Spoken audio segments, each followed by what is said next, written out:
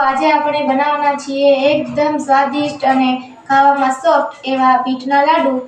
તો તે દેખાવમાં ખૂબ જ સુંદર અને ખાવામાં તો એકદમ સોફ્ટ। ચલો આપણે બનાવીએ બીટના લાડુ। તો આ વિડિયોને અંત સુધી જોતા રહેજો। તો ચલો મિત્રો, આપણે સૌથી પહેલા બીટની છાલ ઉતારી લઈશું।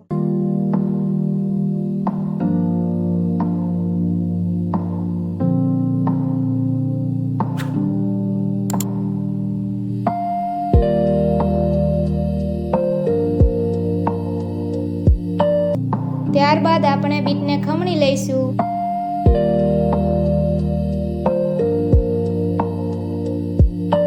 ચલો પહેલા આપણે જોઈ લેશું કે શું સામગ્રી જોઈએ।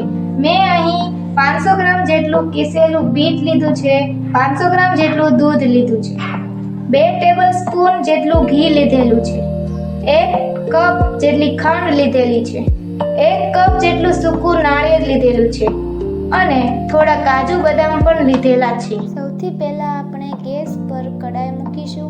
તેમાં 2 ચમચી જેટલું ઘી ઉમેરીશું। ઘી ગરમ થઈ ગયા પછી તેમાં કીસેલું બીટ ઉમેરીશું। 7 મિનિટ પાણી બળી જાય ત્યાં સુધી શેકવું, એટલે આપણા લાડુ એકદમ ટેસ્ટી બનશે। હવે આપણે અડધા શેર જેટલું દૂધ લઈશું અને તેને 2 થી 3 મિનિટ સુધી હલાવતા રહીશું। હવે આપણે આને દૂધ બધું જ બળી જાય ત્યાં સુધી હલાવતા રહેવાનું છે, જેથી તળિયે ચોટી ન જાય। તો હવે આપણે ખાંડને મિક્સ કરી લઈશું। બીટનો હલવો ખાવા માટે ખૂબ જ હેલ્ધી હોય છે। જેને હિમોગ્લોબિનનો પ્રોબ્લેમ હોય તેના માટે બીટનો હલવો કે લાડુ ખૂબ જ સારા કહેવાય।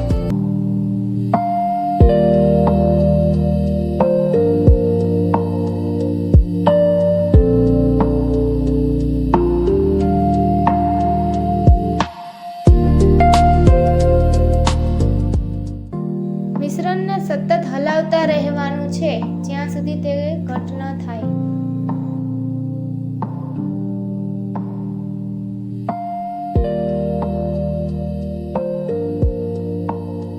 તો હવે આપણું દૂધ ઉકળી ગયું છે એકદમ સરસ રીતે।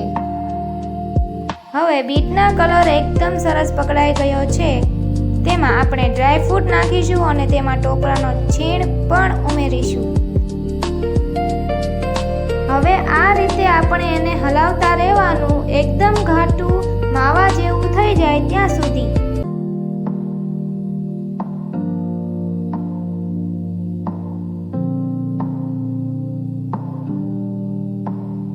હવે આપણા બીટનો હલવો તૈયાર થઈ ગયો છે।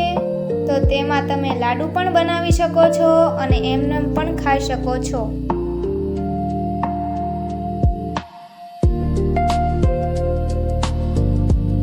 તો હવે આપણે હાથમાં ઘી લઈને નાના નાના ગોળ લાડુ વાળી લઈશું।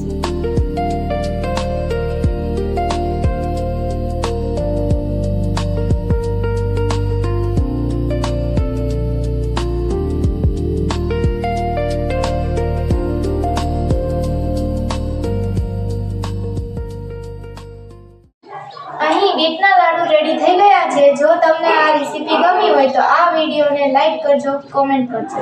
તો આવી સ્વાદિષ્ટ અને સરળ રેસીપી માટે ચેનલને સબસ્ક્રાઇબ કરવાનું ભૂલશો નહીં।